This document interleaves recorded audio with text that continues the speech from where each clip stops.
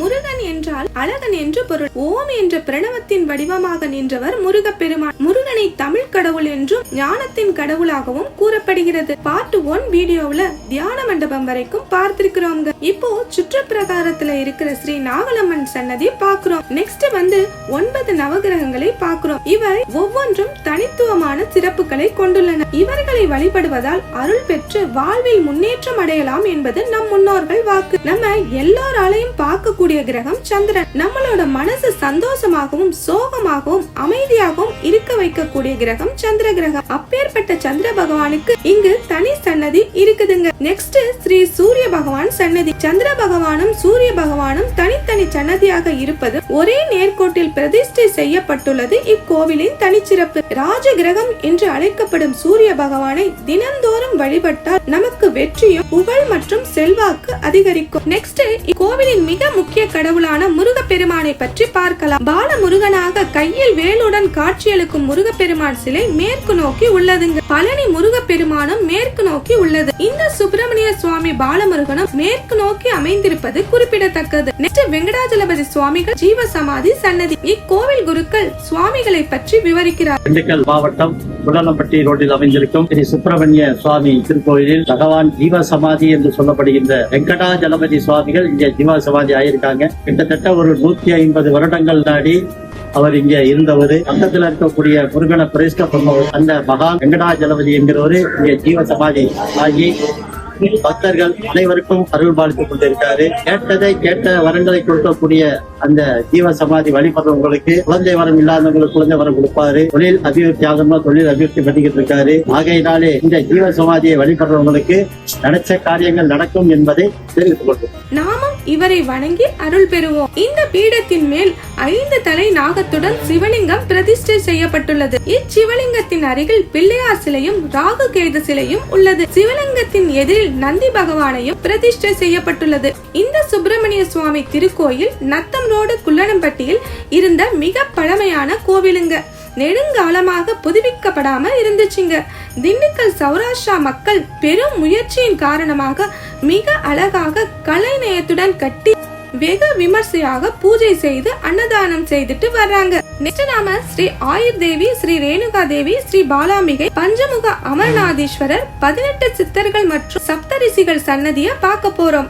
முதல்ல வெண்மை நிறத்துல இருக்கிற பஞ்சமுக அமர்நாதீஸ்வரர் சுவாமிய பாக்குறோம். நெக்ஸ்ட் 18 சித்தர்களோட சிலைகளையும் பார்க்கிறோங்க. ஒரு சித்தர்கள் பக்கத்திலேயே பஞ்சலோக சித்தர் சிலையும் வச்சிருக்காங்க. இந்த சன்னதியில ஒவ்வொரு சித்தர் மேலையும் ஒரு ராசி நட்சத்திரங்களை மென்ஷன் பண்ணிருக்காங்க.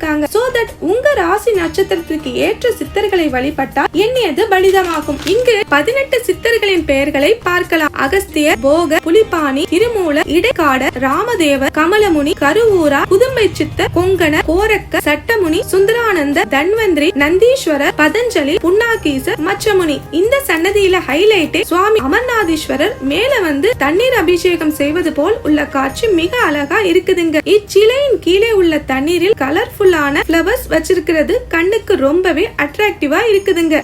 நெக்ஸ்ட் வந்து சென்டர்ல இருக்கிற ஸ்ரீ ஆயுர்வேதி, ஸ்ரீ ரேணுகா தேவி, ஸ்ரீ பாலாம்பிகா தேவி. பராசக்தி அம்சமான ஸ்ரீ ஆயுர்வேதி அளப்பரிய செல்வங்களையும் உயரிய ஞானத்தையும் அற்புதமான ஐஸ்வர்யங்களையும் அருளும் கண்கண்ட தெய்வமாவாள். கலியுகத்தில் மிதமின்றி கிடக்கும் தோஷங்களையும் பாவங்களையும் போக்குபவள் ஸ்ரீ ரேணுகா தேவி. ஸ்ரீ ரேணுகா தேவி அன்னையை வேண்டி எந்த ஒரு காரியத்தை ஆரம்பித்தாலும் அது நிச்சயமாக வெற்றி பெறும். அனைத்து விதமான நோயை தீர்க்கக்கூடிய சக்தி படைத்தவள் ஸ்ரீ ரேணுகா தேவி. இந்த சன்னதி சுற்றுப்பிரகார கௌதம மகரிஷி, வசிஷ்ட மகரிஷி, அத்ரி மகரிஷி, காஷ்யப மகரிஷி, பரத்வாஜ மகரிஷி, விஸ்வாமித்ர மகரிஷி, ஜமத்சனி மகரிஷி, பிருகு மகரிஷி. நெக்ஸ்ட் 220 முருக ஸ்தலங்களின் போட்டோஸும் அருணகிரிநாதர் அருளிய திருப்புகள் இன்னும் போட்டோஸும் சுற்றுப்பிரகார சுவர்ல இருந்துச்சுங்க. நெக்ஸ்ட் பராசர மகரிஷி, வேதவியாச மகரிஷி, சுகபிரம்ம மகரிஷி, ஸ்ரீ நடனகோபால சுவாமிகள் மகரிஷி சுற்றுப்பிரகாரத்துல இவங்களோட சிலைகளும் இருந்துச்சுங்க. இந்த கோவில் என்ட்ரன்ஸ் மண்டபத்துல சிவபெருமானின் கைலாய காட்சி, முருகப்பெருமானின் 6 படை முருகன் சிலைகளும் மற்றும் சிலைகளுக்கு கீழே 6 ஊர்களான திருப்பரங்குன்றம், திருச்செந்தூர், பழனி, சுவாமிமலை, திருத்தணி, பழமொழிச்சோலை ஊர்களையும் மென்ஷன் பண்ணி இருந்தாங்க. இந்த கோவிலின் நிர்வாகஸ்தர் தெய்வங்களின் சிறப்புகளை பற்றி விவரிக்கிறார். நமஸ்காரம். நாகல் நகர் சௌராஷ்டிரா சபைக்கு பாதிக்கப்பட்ட சுப்பிரமணிய சுவாமி கோவில் இருந்து இங்க வந்து பாத்தீங்க அப்படின்னா சிறப்பு அம்சமா நம்மளோட 18 சித்தர்கள் வந்து இருக்காங்க. 18 சித்தர்கள் தமிழ் தலைவர் முருகனோட ஆலயம் அது. தமிழ் தலைவர் முருகனோட கூட சேர்ந்து 18 சித்தர் ரகசியர் வந்து எல்லாருமே வந்து இருக்காங்க. இந்த 18 சித்தர் சிலையும் அவங்களுக்கு உண்டான மூலிகையினால ஆனது. அது தவிர வந்து பாத்தீங்கன்னா பஞ்சபூதங்கள் உள்ள இருக்கணும் அப்படிங்கறதுக்காண்டி அமர்நாத்தீஸ்வரரை நடுவுல வந்து வச்சிருக்கோம். அந்த பஞ்சபூதத்துக்கு எடுத்துக்காட்டா வந்து 5 முகத்தோட வந்து அவங்க காட்சி அளிக்கிறாங்க. அவங்களுக்கு வந்து அதாவது அமர்நாத் போக முடியாதவங்க இங்க வந்து கும்பிடணும் அப்படிங்கறதுக்காண்டி பனிக்கட்டியில அபிஷேகம் பண்ற மாதிரி வந்து இங்க வந்து பண்ணியிருக்கிறோம். சக்தி பீடமா வந்து இது இருக்கணும், அதாவது சித்தர்களோட சேர்ந்து இது ஒரு சக்தி பீடமா இருக்கணும் அப்படிங்கறதுக்காண்டி ஆயுர்தேவியை வந்து நடுவுல வச்சிருக்கோம். ஆயுர்தேவிங்கிறவங்க கலியுக கடவுள். அகஸ்தியர் வந்து அகஸ்திய பெருமான் இந்த கலியுகத்துல வந்து கொலை கொள்ளை இந்த மாதிரி வந்து நிறைய வந்து நடந்துட்டு இருக்கு. இந்த இதுக்கு வந்து ஆயுர்தேவியை வந்து நம்ம கும்பிட்டோம் அப்படின்னு சொன்னா நம்மளோட எல்லா விதமான சங்கடங்களும் தீரும் அப்படிங்கிறதுக்காக அவங்க வந்து பாத்தீங்க அப்படின்னு சொன்னா வந்து 9 கரத்தோட வந்து இருப்பாங்க.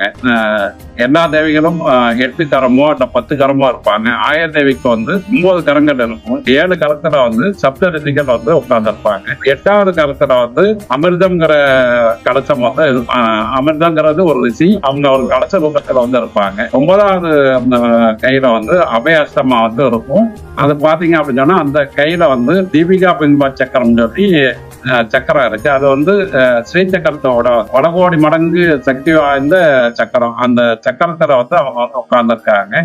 அவங்கள நோக்கி வந்து நந்திய பெருமான் முன்னிலையில எல்லாருமே வந்து சிவனை நோக்கி இருக்கிற மாதிரி ஆயுர்தேவியை நோக்கி வந்து பிரம்மா விஷ்ணு சிவா வந்து அவங்கள கும்பிட்டு இருப்பாங்க. யம தர்மராஜாவும் அவங்கள கும்பிட்டு சித்திரகுப்தனும் இருப்பாங்க. அப்படிங்கிற இந்த கலியுகத்துல உகந்த கடவுள் வந்து ஆயுர்தேவி. அதனால வந்து அவங்கள வந்து பிரதானமா வந்து இருக்கணும் அப்படின்னு சொல்லி வந்து நடுவுல வந்து ஆயுர்தேவி வந்து வச்சிருக்கிறோம். சைட்ல பாத்தீங்க அப்படின்னா வந்து பாலாம்பிகை வந்து பிரதிஷ்டை பண்ணிருக்கோம். பாலா திரிபுர சுந்தரி அப்படிங்கிறது வந்து நம்ம ஸ்ரீசக்கரத்துல பிந்துல வந்து அவங்கள வந்து இருக்கணும்னு சொல்லி வந்து அவங்கள வந்து இது பண்ணிருக்கோம். ரைட் சைட்ல பாத்தீங்க அப்படின்னா ரேணுகாதேவி அம்மன். ரேணுகாதேவி அம்மன் எல்லா இடத்துலயும் வந்து அவங்களுக்கு தலை மட்டும்தான் வந்து இருக்கும். உடல் வந்து பாத்தீங்கன்னா மரத்தாலே மத்த இதெல்லாம் செஞ்சிருப்போம்.